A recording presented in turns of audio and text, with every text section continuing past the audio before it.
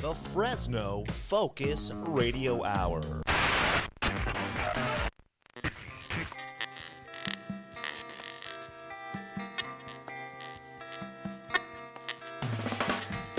This is the No Focus Radio Hour. Comedy and insight from the greatest minds in Fresno.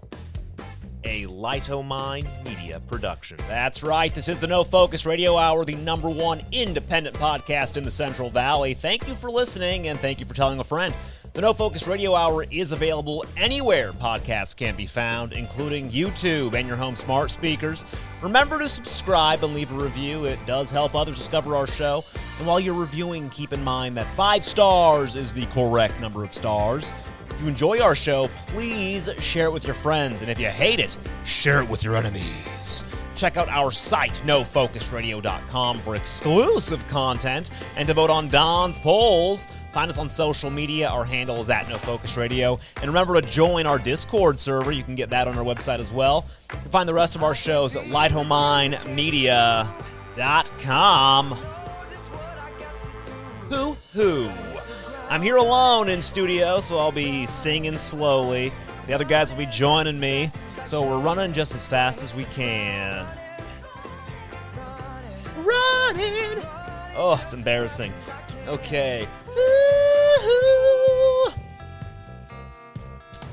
Oh, this is the No Focus Radio Hour, the #1 independent podcast in the Central Valley. It's made for those who live in the Central Valley, for those who, miss the Central Valley, for those who long to live in the Central Valley, and for those who have fled the Central Valley and do not miss it at all. Oh. Uh-oh. This is a very special show. Nobody's in studio except for myself. Other guys you're somebody. I'm somebody. Yeah, I'm somebody. I'm Johnny Knobs. I'm here on... Are you somebody because somebody loves you? No. Oh, we all love you now. So here I am in the studio all by my lonesome, and because of that, we're all separate. So as Marty, Stu had asked, none of us wearing pants, essentially is what I'm trying to say. Nope. We're all You want to see? Nice. Yeah. Oh, wait, we're supposed to not wear pants? You can get those photos on our nofocusradio.com. The OnlyFans, the OnlyFans page, yeah. So we have with us, not in studio, but calling in, we have with us, as always, the doorman, Mr. Eric. Hey, Fresno. Yes, I am in my bunker hiding from the monkeypox without pants on. Yeah, you don't want to get those monkeypox on your monkey. That would be not fun. Ooh, wow. Yeah, sorry. True. Okay. We also have with us Mr. Marty Stupidasso. Hey, yeah, I couldn't take it anymore. All the smog and the forest fire particulate matter and the heat drove me from the Central Valley. I'm now hiding out in a non-disclosed location because, hey, Don Schlitz is still on the prowl. He's on the loose still? Yes, he is. They haven't caught him? Nope. We don't know where he is. He escaped, and he's on the loose. He's the one that started this whole no pants thing. That's right. Yeah, he is. That's why he and then he went on the run. Yep. Yeah. So, and then behind the board we have, come on. Oh, you know my voice. I introduced myself. I'm the guy in studio. Yes. My name is Max DeBoss, but my friends call me Johnny Knobs. Or wait, the opposite. Time out. My name is Johnny Knobs, but my friends call me Max DeBoss. No, wait. I forget. I don't know which one it is, but either way, I don't know. Why do you guys call me Johnny Knobs? Because you make us. Yeah, you force us. No, it's because I control the volume. So you guys are hiding out. Yes. Stu, in your non-disclosed location, I heard that you're hiding out because you got an emergency alert on your phone from the World Health Organization. And it said that there's been an outbreak and there's a global health emergency, so you escaped and you ran away. What are you escaping? Yes. Monkeypox. Oh, I'm escaping monkeypox because I don't want to be a monkey. I've saw Planet of the Apes. Yeah. And it doesn't look appealing. It looks itchy, to be honest. A lot of itching going on because of all the hair. Yeah. So, yeah, no, I fled the valley because I do not want to be Cornelius from Planet of the Apes. Now, you're talking about the one with Mark Wahlberg, correct? That's the one you saw? No, are you kidding me? No, I love myself. So instead, it's a one with Roddy McDowell Yeah. as Cornelius, Smart. and that other guy, NRA guy, you know, whatever. Yeah, his name Charlton is. Heston. Yeah, I Charlton never made it Heston. big in Hollywood, Soylent whatever. Green guy. Yeah. And so, anyways, I'm going to go see Dr. Zayas later on today and get checked for monkeypox. He's an orangutan, so it's okay. Yeah. There's been, it's spread, monkeypox. This is according to the BBC. It's now the highest alert over this outbreak. 16,000 cases over 75 countries. There's been 5 deaths so far. But that was 7 days ago. There might be a few more since. But it's apparently a international concern. Yeah, I don't know. That's what they say. I don't know. You know, now I heard skeptical? too that Skeptical. Always. Yeah, I heard that the first off, I mean, monkeypox, it's pretty much preventable, right? In other words, if you have some kind of pox on you, you should stay away from people and don't rub up against them. Right. It's not airborne. And I think you're only contagious when you do have the pustules, right? Is that correct? That's what I like that word, pustules. Yeah. That sounds sexy in a weird way. Pustules. Yeah. But it's like, okay, they have very few deaths from this. And the death could be like, oh my gosh, I have monkeypox, but I eat bacon every morning and I had a heart attack and I die of the heart attack, but they're going to label it as monkeypox. Yeah, so what they're saying is, this is interesting, is that I'm going to post this link in the show notes as always. Yeah. I'm going to write, is it an STD? This is from NBC. What they say is, if monkeypox spreads through sexual contact, is it an STD? They say that for most of the 6 decades that we knew about monkeypox, it was not known as a disease that spreads through sex. They said now that has changed. They say that this is from NBC News by the Associated Press, and I quote, "The current outbreak is by far the biggest involving the virus, and it's been designated a global emergency. So far, officials say all evidence indicates that the disease spread is mainly through networks of men who have sex with men." So it is... So not it. Right. So not it. It is a... Okay. They said... This is from Tom Inglesby, director of Johns Hopkins Center for Health. He said... Oh, he's a nice guy. Friend of the show. He says, it's clearly spreading as an STI, a sexually transmitted infection. So at this point, it seems like it kind of is an STD in a way, or an STI. Mostly an STD, going back to what I say, is pretty much, at this point, it could be preventable. Right. I mean, just without, no contact. I have an issue with this. This is what I have an issue with. Right. They said there's a debate. The reason they're not calling it an STD, this is from the same article. The debate is whether we should call it an STD. And they don't want to, because they say the only reason they're not is because critics complain that the term creates a stigma that could be used to vilify gay men and bisexual men. But here's my thoughts on this. If this was an STD that primarily spread through heterosexual sex, wouldn't you want to know? Like, I would want to know, hey, by the way, this is how this is spreading. Like, please tell me that this is an STD so I can avoid it. Why would you, stop? Let's not tell people so they're not stigmatized. However, we are instead going to just have this spread throughout their entire community. Right. We don't want to hurt people's feelings, That's it. We don't want to hurt their feelings, so instead we're going to let them have this virus. Mm-hmm. Well, I mean, this whole thing, as far as the medical institutions after COVID, I think we see kind of what a joke and power hungry these people are, because, like what you're saying, they don't want to stigmatize it, but yet, with COVID, they wanted to make sure everybody got injected with a vaccine that's experimental. They didn't care about your body. They just care about your feelings. Right. Right. So, I think this is totally ridiculous. I mean, let's just call it what it is. And now I will say that they did, they're making a big deal. I guess a couple of kids came down with monkeypox recently. Sure. And they're saying that was a, oh no, now kids are getting it. Oh boy, here we go. But if you read if you do go into the story, it talks about, I guess the kids are actually, the parents of the children are actually 2 gay men. Right. So I don't know exactly what's going on there, but they don't go into that in the story. They just tell you that kids got it, blah, blah, blah. And then they just have a little blurb. Well, their parents, two men are, very worried, blah, blah. Well, okay. But right. And they're saying that it's traditionally usually not spread. It's not spread easily among people. And experts are trying to understand how it is now moving from person to person. They literally couldn't figure it out.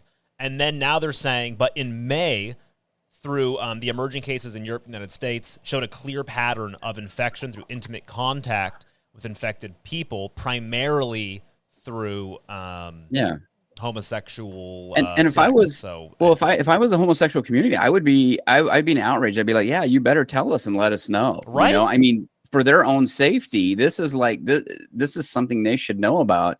But for people to say, well, we just don't want to hurt feelings, and then you let people go on and thinking that everything's okay, I mean that's criminal. And if I was in that community, I would just say, if I was in that community, I'd be very upset right now with the way the WHO and all these other organizations are handling this, because they should know. Yeah, some of the problems comes from the AIDS epidemic and what happened to the gay community during the AIDS epidemic. And they're probably trying to avoid some of that. But, given actual knowledge and actual facts, you could save and help a lot of people from getting monkeypox. Monkeypox is not fatal. It's annoying at best. But, you got to, facts don't care about feelings. Right. And you could hit them with the facts. You could try to, help the community, or you could just hit them with a bunch of feel-good solutions. Well, that's the problem too, is that if you actually try to concentrate on the source of this and not worry about feelings and give the facts out, that it could actually stop this thing in its tracks.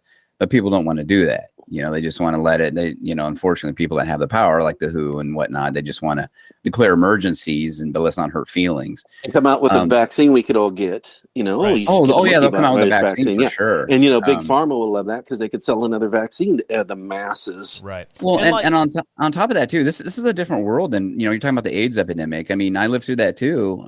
And this is a whole different world. People are more accepting of lifestyles. I mean, we've progressed. Right. As people. And so I don't think that stigma that people are worried about is going to be there.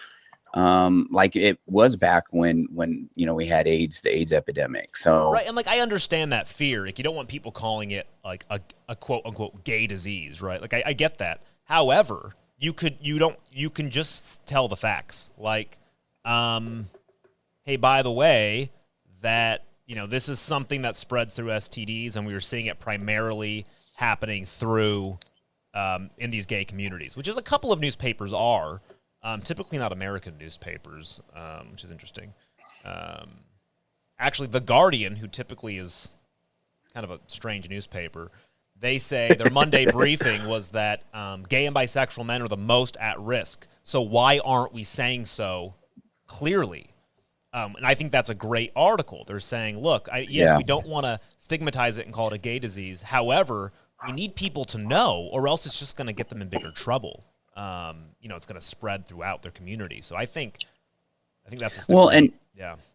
No, you're right. That is, and that's the way it should be. And going back to the the AIDS epidemic back then, and kind of comparing it to now, I mean, it's the same thing. I mean, they're not telling all the information, and so people are going to run around when they're not telling the facts, I should say. And so people are going to run around with all these assumptions and false info out there again, just like they did back then, when people were freaking out about catching AIDS, and they were just saying, oh yeah, you could get it from, sipping on a cup or touching something else that somebody, I mean, there was a lot of crazy stuff. You probably remember that too, Stu.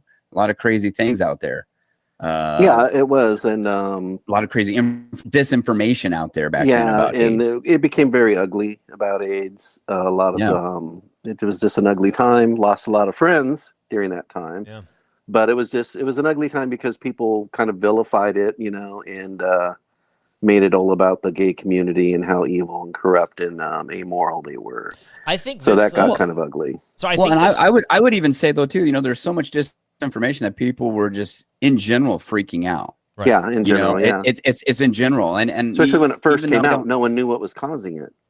Yeah, but the fact is that people were generally freaking out. Like I said, I mean, they didn't know, and I don't even necessarily. I mean, yes, it was around the gay community back then, but even then, it was just all the disinformation that was there. Right. People thought that, like I said, people thought they could get it from touching a doorknob, or, you know, it was all this crazy stuff and panic and fear. Like Princess Diana did a big thing when she hugged someone with AIDS, because they got, oh my God, she's going to catch it now because she hugged them. Mm. And but also comparing monkeypox to AIDS is kind of, well, it affects the same community, but it's really extreme because AIDS was a death sentence back in the day. Right. Monkeypox is just an inconvenience. I think this article from the Guardian is pretty good. So what they say is, this is a I don't know who's wrote this. I can find it, but the article's in the show notes. He says, this is what he's warning. He said, despite the concentration, it's a Guardian columnist, Owen Jones's ward, efforts to talk about it clearly have been characterized as evidence of bigotry. He says, this is madness. The madness of this position is that the logic of the argument is that the vaccine shouldn't be prioritized for men who have sex with men. He said, but that's the exact opposite. It needs to be. He says the problem is the mantra of public health communication in the UK and US is, quote, anyone can catch monkeypox, and they could, but not anyone technically is getting. Not everyone is getting it. He says it should be very quick. He said, this is how it should be addressed. Quote, almost all cases of monkeypox are among gay and bisexual men. The evidence is clear. An article in the New England Journal of Medicine last week, which looked at infections across 16 countries between April and June, found that 98% of cases were in gay and bisexual men. 95 of those occurred through sexual activity. And then he jumps in, and then he gives all the stats. And it's like, he said, in short, the vast majority of cases are in gay and bisexual men, and pretending that is not the case doesn't help any of us. So it's just like, just tell people what it is. Like, I'm sorry. I just think, whatever. I just think that's a dumb way to talk about it, and say, well, it's just this thing that's spreading because. Well, and they're doing the same thing they did with the coronavirus. And that's when there was a vaccine out, you know, the idea was that, and a lot of the experts said that nobody wanted to listen to because they thought they were wackos, or they were portrayed as wackos, is that give it to the population that needs it the most, right? So for COVID, it was like, give it to the older people. You know, let's get them the vaccine first, not worry about everybody else. Everybody else is surviving. They're doing good.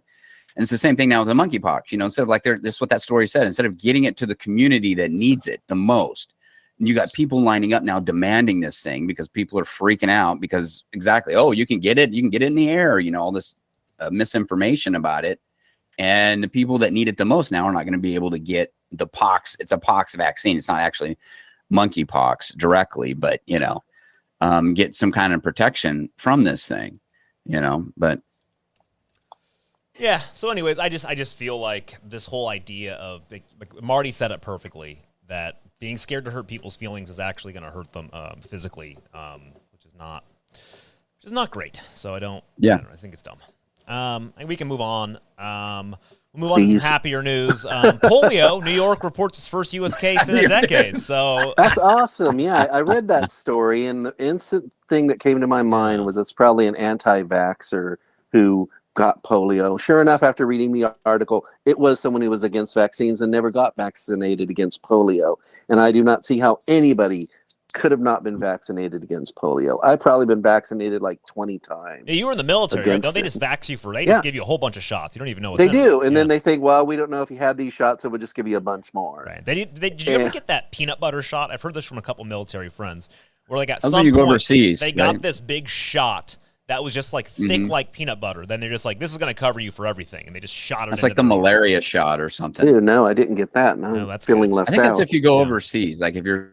I went overseas. Maybe it's new. No, but you're in a sub though. Yeah, I was in a submarine, but you know, you're in a sub. We went overseas. But no, we never got that against everything, but we just got just about everything else. Yeah.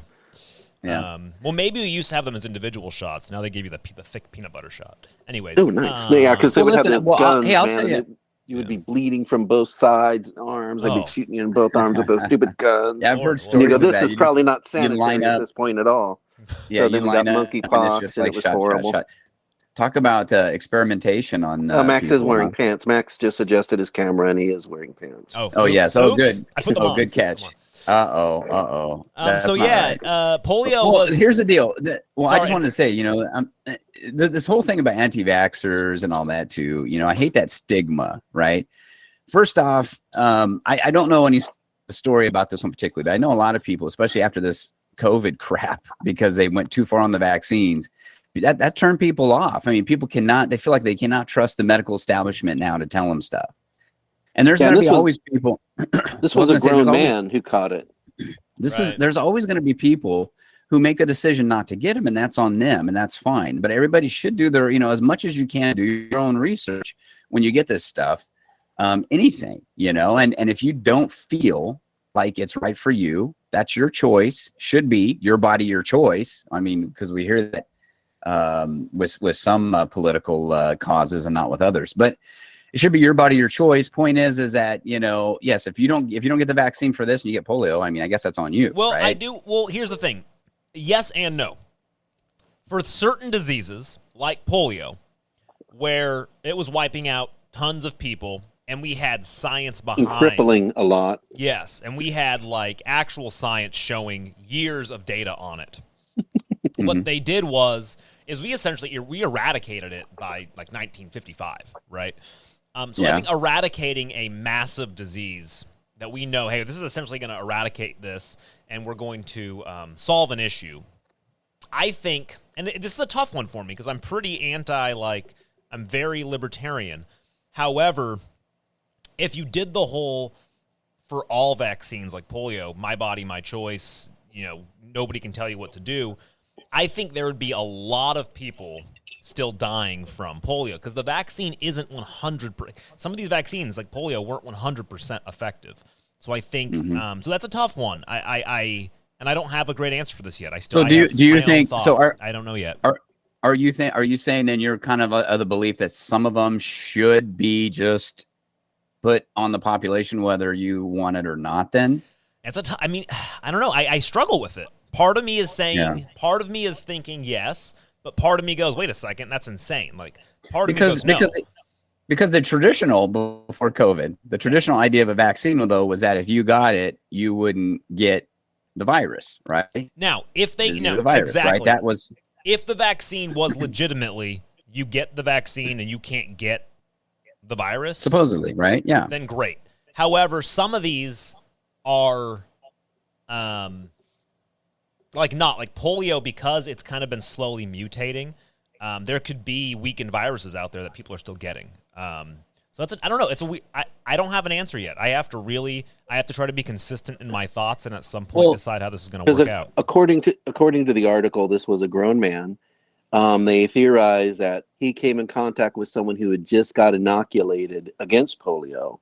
So the person had a weakened polio virus on him, and the other guy contracted it and got polio, and now he's suffering from paralysis because that's what polio will do. It'll paralyze part of your body. Yikes. Yeah. Well, it says like Americans typically vaccinated, 3 to 4 dose regimen that begins at 2 months old. So 93% of toddlers have received at least 3 doses of the polio jab, according to the vaccination data, the U.S. Centers for Disease and Control and Prevention. So, I think ultimately... it was off the top of my head. Oh, good. It was off the top of my Google page. No, but it's in the article here. And so basically just saying that, I mean, I think there's always going to be people who slip through the cracks on stuff. If most of the population is vaccinated, I mean, everything should be okay. There's always going to be, but this was one guy that got it, right? Yeah. So one case, they're telling you New York reports, the title of this, New York reports first U.S. case in nearly a decade. Okay. Well, in a decade, still, it's not, so there's always going to be people who slip through the cracks. So in one case, I think that's actually pretty good. I know this is like a negative story. I think they're trying to scare people again to get more vaccinations, but exactly. That's what they're trying to do. But also it's just like, he didn't want to get the jab, so he rolled the dice and lost. It's sad, but hey, if that's what he wants to do, he has the freedom to do that. Welcome to America. Yeah. Well, this is the problem, though. Is that we've gone. As we're talking about monkeypox and this now too. Is that with all this information and misinformation out there, and these institutions, a lot of these medical institutions that have kind of really dissolved the trust of the people because of how they acted during COVID. Now you're probably going to have a lot more people that are going to be very, very leery of any shot, even if it's proven, to be around for years and years and years, and it has, a bunch of positive data along with it. They've really created a bad situation here, and I think they destroyed that trust in the institution for the sake of unfortunately, it looks like for the sake of profit, because of what's, all the stuff that's coming out with all the ties to the pharmaceutical industry these guys have. But anyway. Right. So I don't know, man. I think it's tough, and I think it should be up to parents, and I think they should be informed. I hate going in. The problem is, though, is that when you go in, now when my daughter was first born and I had questions about vaccines, and I went in there and I tried to talk to the doctor about it, and they literally just like laughed me off and gave me dirty looks. Yeah, I'm like, well, I'm kind of curious about, why would you be, get out of here. You terrible anti-vaxxer. We're going to jab your kid no matter what. It's like, wait, what? Right. That's kind of the attitude that I got. And it shouldn't be like that. If you want, that's fine. Talk to me about it. Explain it to me. Let me make a decision, an informed decision. That's what I'm asking. I'm at least a kind of coherent dude. I won't say smart dude, but but I mean, if you talk to people about it and let them make the decision about it, I think we'd be okay, because I think most of them would probably go for it. I don't think there's any issue. But I don't know, man. When you're talking like what you're saying, I don't know about the forcing. If you force people to do stuff, then you kind of get into a tyrannical situation like COVID, where everybody's got to get it. Yeah, but the data and the science doesn't prove it. Nope, sorry, you got to get it. Well, isn't the polio vaccine, isn't that a mandatory vaccine? Yeah, I think for schools and stuff, right? If you want to go to public schools and all that for children, yeah, it's a tough one. That's a weird. But like you said too, you're talking about vaccines that have been proven over time, decades. So I don't know. Yeah, it's tough. Anyways, we'll tie this back to Fresno. Monkeypox is in Fresno, so be careful. Damn that monkey! Was it from the zoo? That monkey. Those are clean monkeys. Yeah. I heard he came from the same place. Now I'm gonna stop. Okay. I was gonna say something about the bats. The same place that the bats. He came from Wuhan. Yeah. Is that gonna get us canceled? The market. We okay. Can't talk about that. We're not allowed to. Biden could declare a climate emergency, says Carrie. Oh, God, here we go. Marty, I think you had some thoughts on this. It says the U.S. climate envoy, John Kerry, says President Joe Biden is considering announcing a climate emergency. What happens when a president declares an emergency? He gets a lot of rights that he normally wouldn't have, and so he could do whatever the heck he wants, which is ridiculous, because their whole entire idea of what they're going to do to stop climate change is going to hurt us in the long run, and we're going to have a crisis years to come because of the avenue that they've chosen to take care of our climate problem. Our climate's changing because, when you think about it, the Earth is a living thing, and it's going to heat up and cool down on its own, and there's not much you could do about it. It goes through cycles, exactly. Yeah, but right now, also the sun goes through cycles and affects our planet. So we were in a time of great stability, which is unusual for the planet, and we got used to it. And we thought, hey, this is the normal, but it's not. This, everything's changing, and right now he's going to be able to make a lot of quick decisions, unregulated, which is scary given his age and mental facility, but alleged mental facility. Sorry, Joe, but he's going to continue down the path that we're taking for clean, renewable energy. Right. And that is a path that is going to hurt us later in the long run. Yeah. Can we say Sri Lanka? Right. Yeah, so it says here, this is from the Politico, invoking a national climate emergency would enable President Joe Biden to unleash sweeping actions to restrain greenhouse gas production, such as banning U.S. crude oil, ending offshore drilling, enforcing the speeding up of manufacturing of electric vehicles, and more so, to rein in carbon pollution.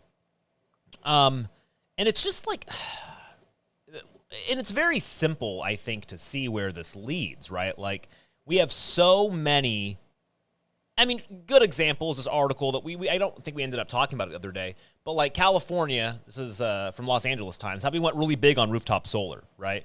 And now that's a massive problem that nobody's thinking about. So by enacting sweeping regulations, nobody's thinking about the next 20 years, where exactly what's happening with rooftop solar we enforced all homes to have rooftop solar. How new homes being built. However, the life cycle of these panels is anywhere, sometimes 15 years. Best case scenario, 25 to 30. And that's best case. And what's happening now is our landfills are just completely full of all of these solar panels. Well, they also, I think we talked about this in another show, didn't we? Where they have, they're talking about how with the metals and all the other elements that these solar panels are made of, that they're now going to be contaminating the groundwater because of all the runoff. And if they dump them in the, go ahead. No, you go ahead. I'm sorry to interrupt. No, I was just saying, if they dump them, there's going to be, it's about contamination now with all these, what was it, like 1 million? I think the story said 1 million, out of date solar panels. Right. And also they're talking about people who want to recycle them. Unfortunately, they're discovering what you get out of it that is useful is not that much because they're extremely difficult to recycle. Yeah. And it's not very cost effective. Well, because they have to use very harsh chemicals and other things also, which causes problems to try to get. Go ahead. Sorry. Listeners, I apologize. There's delay. So we're talking over each other more than usual. This is my favorite part of the story, though. So California enforced all of this. But then the problem is that we have too strict of rules to allow us to set up shop to do the recycling. So our largest recycler is called We Recycle Solar. It's California's largest recycler of solar. They have to be based in Phoenix. They said the vast majority of We Recycle Solar business comes from California. But they have no facilities. Instead, we take hundreds of thousands of pounds of these panels, truck them, and keep in mind those are using gasoline, truck them to Yuma, Arizona, because California's rigorous permitting system for toxic materials makes it impossible to set up shop in California. So then we have to set up special heat furnaces using coal to then try to melt these things, and we don't really get anything out of it. So that's brilliant. God. Well, and here's another thing I just posted up in the show notes that it's on Wikipedia you could find in 1936 it says 1936 North American heat wave. So one of the most severe heat waves in modern history in North America. And it took place middle of the Great Depression, Dust Bowl, 1930s, caused catastrophic human suffering and enormous economic toll. The death toll exceeded 5,000 and it destroyed a huge number of crops for lack of moisture. So, I mean, listen, you're talking about the Earth going through cycles. Yes, we go through these hot and cold cycles. Now, I think, we do have to be careful with what we use on this planet. But at the same time, we have to be careful of what we use to try to create green energy on this planet. Right. But it just goes to show that the Earth does go through its own cycles. And I'm so sick of this crap. We've heard this for 20, 30 years now. They're trying to push this whole carbon footprint baloney on people, and you can't just yank the carpet out from under people and say, oh, guess what? We're all going green now. And you need to have a solar panel and a wind turbine, otherwise you're not going to get power. I mean, why weren't they transitioning, decades ago? Why weren't they slowly transitioning and finding technologies decades ago? And see, with solar power, every house that has solar power panels on them also have a battery. Right. Because they'll have batteries, and the batteries only last for so long. Like the batteries at my house are defective. They're supposed to last for hours, but they only last maybe 30 minutes. So they got to come replace my batteries, take the old batteries, and what are they going to do with them? They can't really recycle them much, so they're just going to bury them somewhere. Probably China. Oh, 100%. We'll burn them. So tying this back into Fresno, there's actually been a lot of protests going on in Fresno. Yes.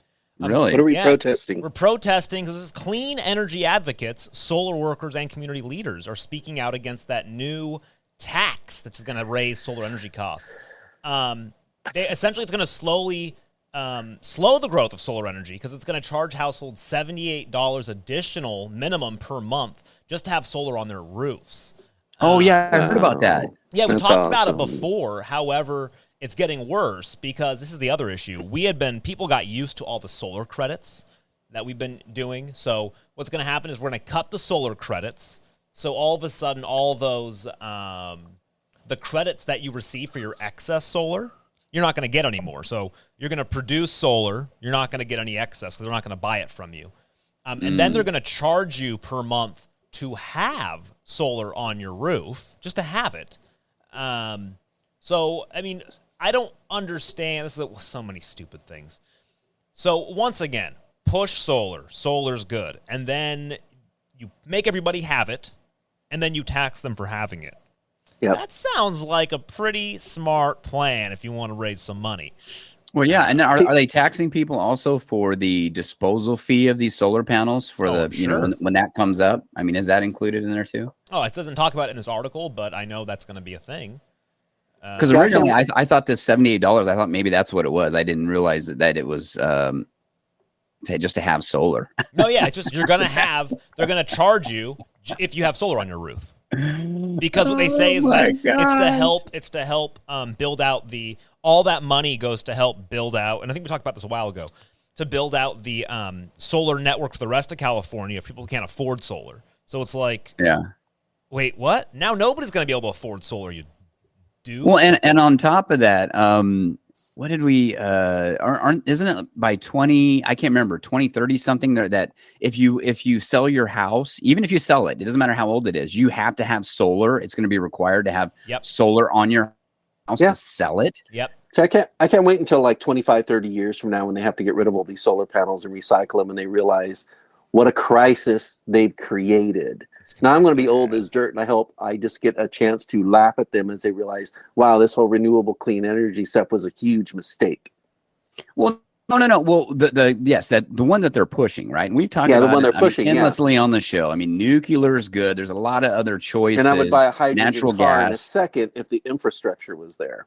Right. You know, just like that article, there's a few shows back, and they can look in the show notes, the audience, but that battery, what was it? Some kind of thermal battery. The atomic battery. Yeah. Atomic battery that lasts like 20, 30 years or something. No, we can't have that, though, because we can't make money off that. Yeah, it'd be awesome. Oh, was it 1,000 years? Yeah, I think it was even longer. It was like 14,000 years, something insane. Was it ridiculous?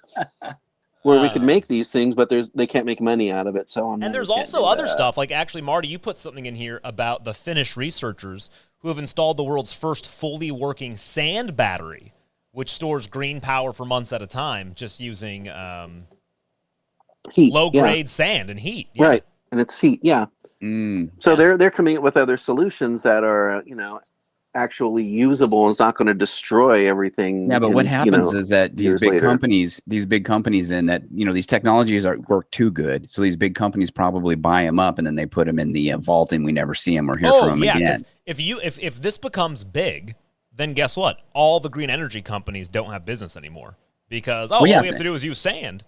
Well, think about it. How many people in the know are invested? What I mean by in the know is people that are making these regulations are invested in solar energy, and now they're going to charge you $78 to put it on. This is just a little bit of it, right? They're charging you an extra $78 plus you're going to have to. They're forcing you to put it on your house if you want to sell it. Probably just going to be at some point if you want to rent your home, you're probably going to have solar on it. So think about that investment into solar, how much money you're going to be making, right? And if we pull the money out of electric cars, and Elon Musk is going to go bankrupt. We can't have that. We got to feed these billionaires. It's true. Otherwise, he can't fake a Twitter buy. Right, and he can't go to space. And poor Elon's got to go to space. Oh, Lord. Yeah, it's a mess. I don't know what the heck California is doing. It's such a junk place, man. Yeah, because I did a research, kind of a deeper dive into the hydrogen car that Toyota came out with. Oh, yeah. And it's really neat. It has like a small battery, kind of like our car has a battery. Normal cars have batteries too. But it doesn't rely on the battery hardly at all, except to start and to maintain it. But this guy had one, and he would go to the refueling station, and it would take him he'd have to wait in line for 30 minutes because other people were there. It would take you maybe, if you're lucky, 2 to 3 minutes to fill up your hydrogen car. The problem is, though, the pressure will drop after a while, so it could take you up to 10, 15 minutes to fill it up. And sometimes the nozzle will freeze to your car. And those are all problems that exist just because the infrastructure isn't there. And if I were to buy a hydrogen car in Fresno, like we talked about earlier, I would be going to Kalinga to fill it up, which is not cost effective. If you're in the Bay Area, it's better because there are more refueling places there. But hydrogen's the way to go because your exhaust is water and you don't have all these battery things you got to get rid of. The car is more maintainable because if you have a Tesla and your batteries are all done, you basically got to sell the car because it's going to cost too much money to re-battery the whole thing. Oh yeah, there was a story recently where I guess some parents bought their child was able to drive, and they bought I think it was him, I don't know, him or her, but bought him an electric car, and it was like a Ford, one of the Ford ones, and they ended up, they bought the car and they drove it for a little, like 6 months, and then all of a sudden the batteries went out. It was a used car. Oh yeah. And then they went out, and so they went to go find the battery, and I think they bought the car for like 10,000 or 12,000, and the batteries were going to be for like 14 grand to replace. Yeah. And then on top of that, they didn't even make them anymore. Oh my God. So now they're just stuck with a piece of junk. So there you go. It's unfortunate that it has to be, I don't know. I do think we do have to transition to other ways to power, and there are a lot of great, like we talk about, we see, you pull up these articles all the time, Max, and it's like, they have these amazing technologies out there, but they're not profitable for certain people. So we're not going to get those. And then they also promote this whole scarcity thing. Right. It's like you can't. Yeah. So pretty soon, I mean, I don't think they want anybody driving cars, to be honest with you. They probably want everybody to rent their cars, right? You will not own nothing. Who is that? So they probably want you to rent a car, so everything will be taxed, and you'll just owe your soul to the company store. That's how it's going to be. If you guys want to read something really interesting, I'll put it in the show notes. There was a congressional off-site hearing called Addressing Bidenflation and Biden's Energy Crisis. It included quite a few different people, but it's all about how the Environment and Public Works Committee and all they've done for like the green energy movement has created an issue that inflated our cost of living and actually caused even a worse energy crisis. So I'll put the show notes in there. You can read through. There's quite a bit of stuff on it with all the links. So it's pretty interesting, though, how everything that essentially they've done to try to improve our issue with needing fossil fuels, et cetera, has actually been worse, including like when we canceled the Paris Climate Agreement, when Trump had canceled that. I'll find out the exact numbers here. Let me see if I can find this. I love the singing. And I'm wasting time. That was actually better when he canceled it, right? That was the positive. Oh, yeah. When we canceled it, let me see here. You guys can talk about something else really quick. I'm gonna, because I think this is important. So how's the weather in the bunker, Stu? Actually, in my non-disclosed location, it was like 74 degrees yesterday, which was unbearably hot. Today is only going to be 68, and the air is blowing off the ocean. So yes, I am somewhere near the coast. Yeah, but, aren't you worried about that global the water rising? The ice. Well, I figure I'm just high enough. I know some people with their house actually on the beach, and I would like to see that float away because I think that would be funny. But I'm high enough up the hill. Right? Yeah, I'm high enough up the hill where it'd actually give me beachfront property. Yeah, that'd be nice. Which is nice, yeah. Well, it's funny. I remember they used to talk about, California was going to, half of it was going to fall into the ocean because it was a shelf. I'm hoping it's Southern California. and that we were here in the valley, we were going to have some beachfront property at some point. But that never happened. That was like back in the, late 70s, 80s? I'm still waiting. Yeah, 70s and 80s as a good time. So did you have any good entertainment picks? Watch anything? I watched, I just want to bring this up real quick. Yeah. Enterprise, Strange New Worlds. Oh, yeah. I saw the whole thing, the whole season. On Paramount. Not Paramount. Yeah, Paramount, yeah. Plus. Paramount it was really good. I was impressed. I enjoyed it. It had some parts that kind of like, oh my God, really kind of a woke moment. But other than that, it was really good. Not too many of them, to be honest. Yeah. There weren't too many woke moments. And you know what it reminds me of? It reminds me of the old series, the way they're doing this series. Yep. It reminds me a lot of that. They brought back the Gorn. They look entirely different, but they'll probably get there when they grow up. So the characters, and they're really strong. I like the way they did a lot of characters. At first, I wasn't sure about Captain Pike. Yeah, Anson he's Mount, good though. Yeah, but he grew on me as it went on. Yeah, and me too. yeah, it's definitely, and you can tell too, they're all kind of doing this alternate universe, right? It has to spark out of that, because it's like, when one thing got changed, like when Spock went back from J.J. Abrams saying, it's like, okay, everything's all screwed up now, right? Yeah. But people are more accepting of a multiverse now because of the way we're being fed it. So yeah. So, but I think it's really done well. There's a lot of characters from Star Trek, Spock and Lieutenant Uhura. And even Captain Kirk's in it. And Captain, no, not Captain. Well, it's Captain Kirk's dad. I thought you watched it all. What? Captain Kirk's in it. Which one are you watching? Strange New Worlds. Yeah, you watched it. Have you finished it? All of them? All 10? I think I finished it. There's 10 episodes, and Captain Kirk actually shows up. James T. The other one with the mustache. The other one with the mustache is his brother. It's not him. It's not his dad. It's his brother. And but no, because did you watch the big battle with the Romulans? The big battle with the Romulans. Okay, you didn't finish the Maybe series. I didn't finish it. I think maybe there are 10 episodes. 9. Oh man, go back. Okay, I got one more to go. Because it gets much better. Yeah. Well, and I'll say too, my family, as a family show, it's great. It is really good. Yeah. Yeah, it's good if you want to sit. It's hard to find those anymore. Just those good family shows to sit down with the whole family and watch something, and it entertains everyone. So yeah, it's a definite watch. But it does have that old feel of the original Star Trek, which I like a lot. Yeah, it's one of the better series that have come out of that. I think the last one I really paid attention to was Deep Space Nine, and then I kind of just fell off. So I wasn't too interested in all the others, but it became too much. Yeah. Too much. I hear the one diversity.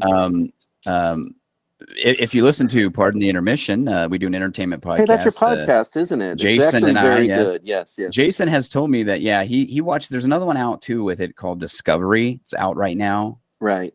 Star Trek Discovery, and he says, that's pretty woke. He doesn't like that one either because it's just so over the top. Wokeness, did you ever watch Star Trek Enterprise with the guy from Quantum Leap?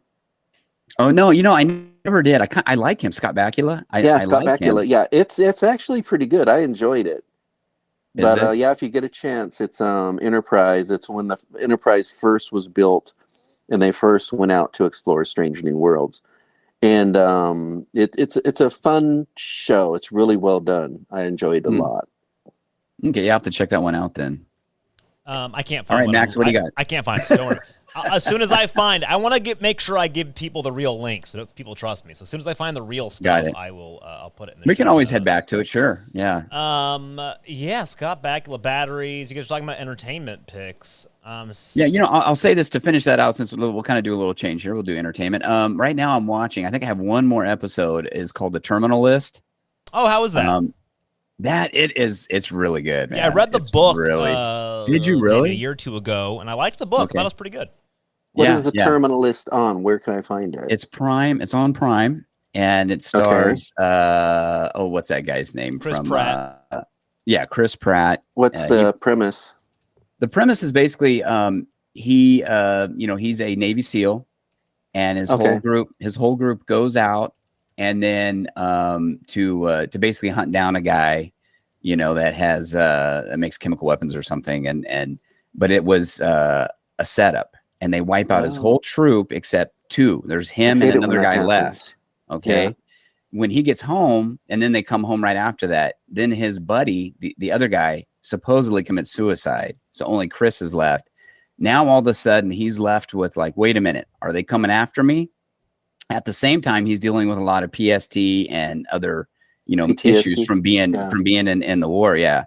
Post-traumatic stress. So you don't know. In the beginning, you don't know, is it him or is it actually they're coming after him? You know what I mean? So it's really interesting. That's cool. I won't give any more away, but it's really good. Another thing, it's a season. There's about 9 or 10 episodes. So I think I'm on the last one right now. I was like binge watching it, man. I can't go to bed. I'm sitting here binge watching this thing. Another thing, if you're interested in how movies are made, I don't know if we talked about this yet. It was the Offer on Paramount. No. There's a show. It's a series. It's called The Offer, and it's how they created the show The Godfather. Yeah. Yeah. And it follows the producer and how the producer decided he got tired of his job, decided he wanted to be a Hollywood producer, how he did it, and all the stuff he had to go through just to make The Godfather, to have it made. And it was a nightmare. I'm surprised that movie ever got made. Is it a? But it's an excellent series. It's Okay. fantastic. Is it really? I watched that, and then I had to watch The Godfather right after it because it was so good. Yeah, that'd be a classic. Yeah, it's funny you hear about that. And I think I've heard not necessarily his story, but the story, a lot of these movies that are classics, it's like you wonder how they ever got made when you hear.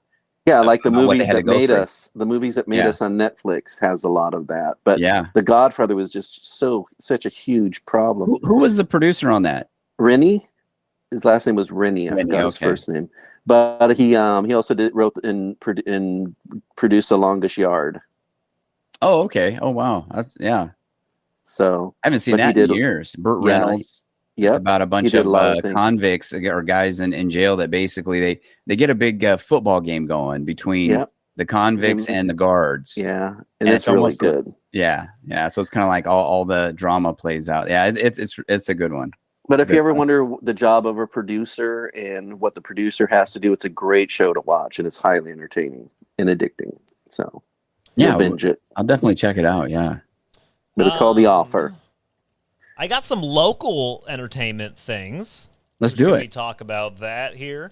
We got coming up. It's just kind of big. This is a big one. It's the Fresno County Bacon Festival. What? Bacon. I love bacon. Fresno County Bacon. So the Fresno County Bacon Festival is coming up August 2nd.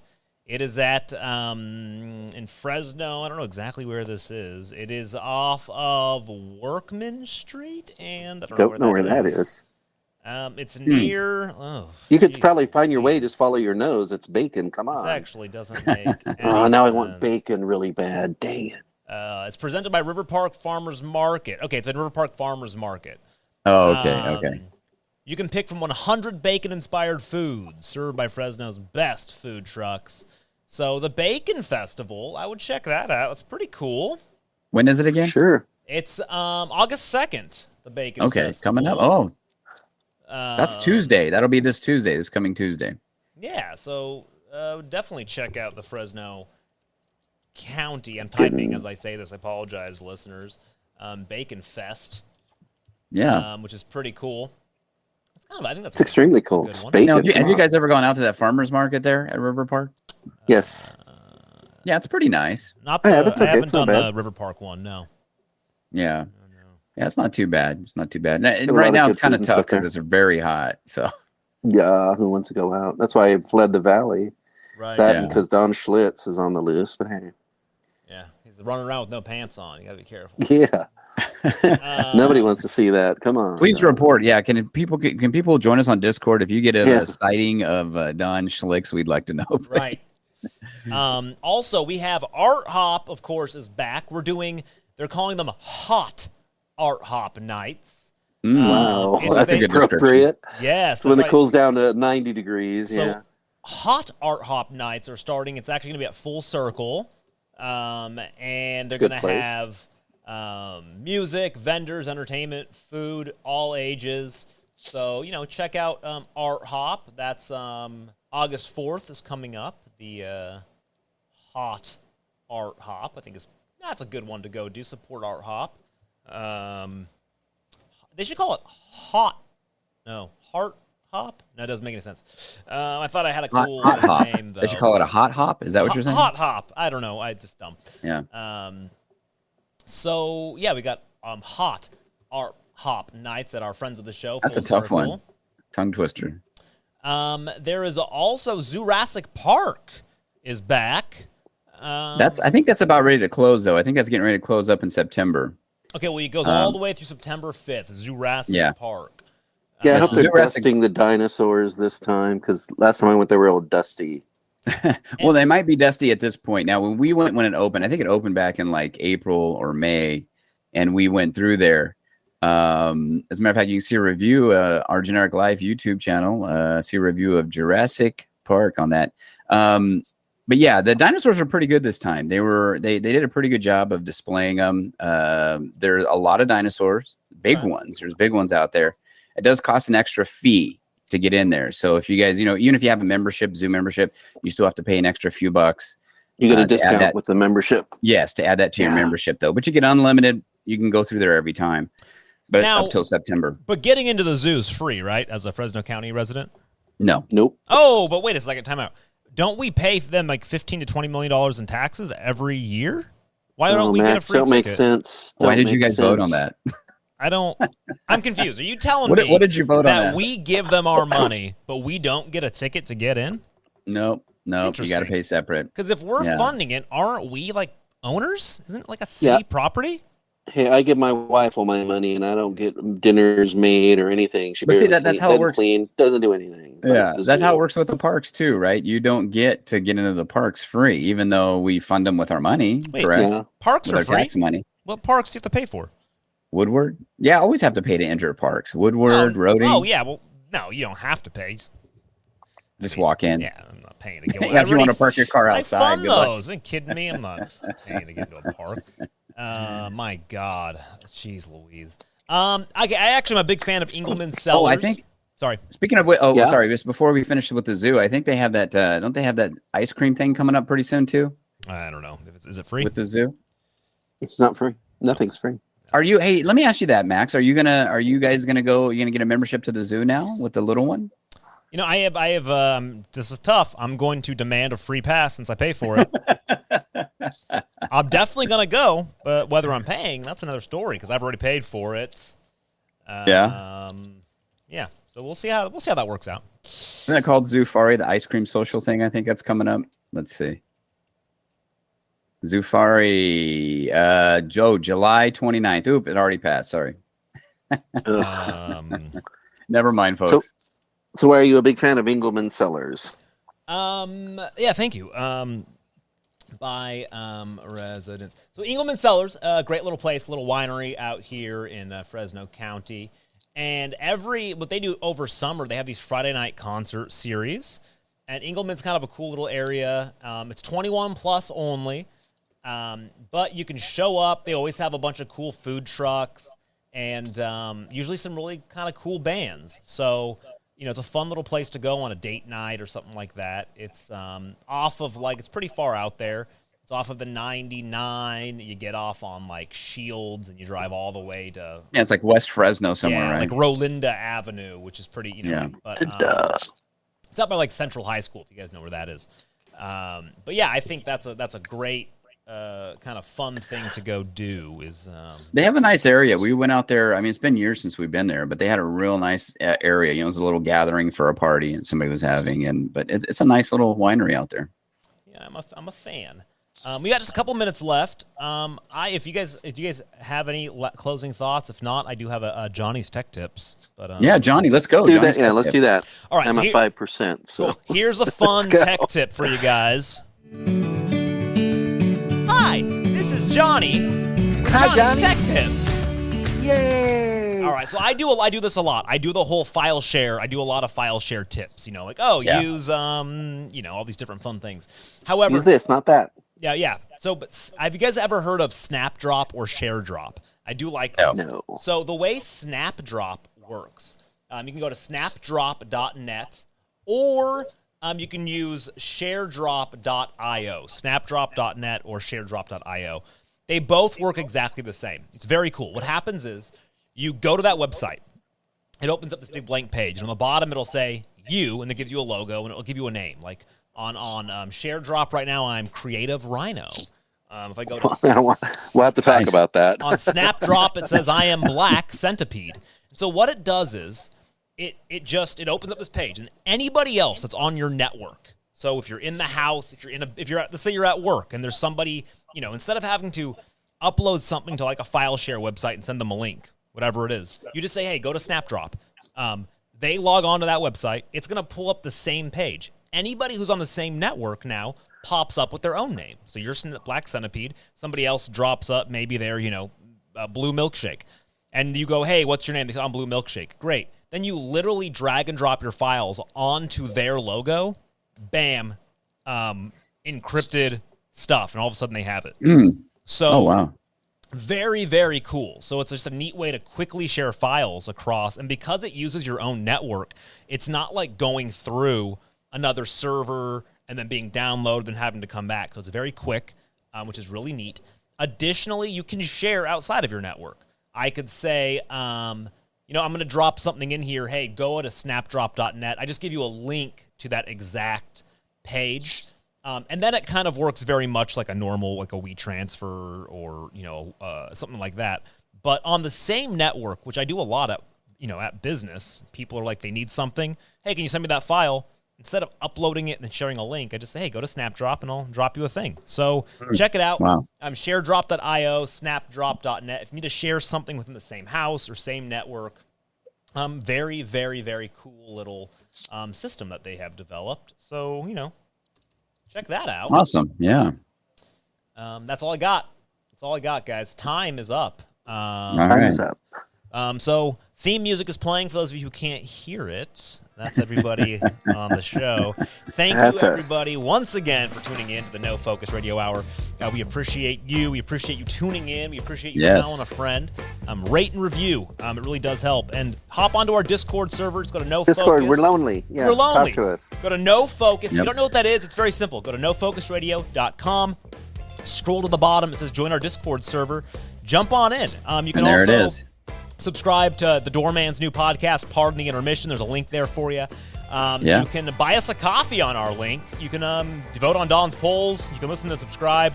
Check it out. Appreciate it, everybody. We'll talk to you soon. Remember, 5 stars is always the correct number of stars, folks. Right. Very true.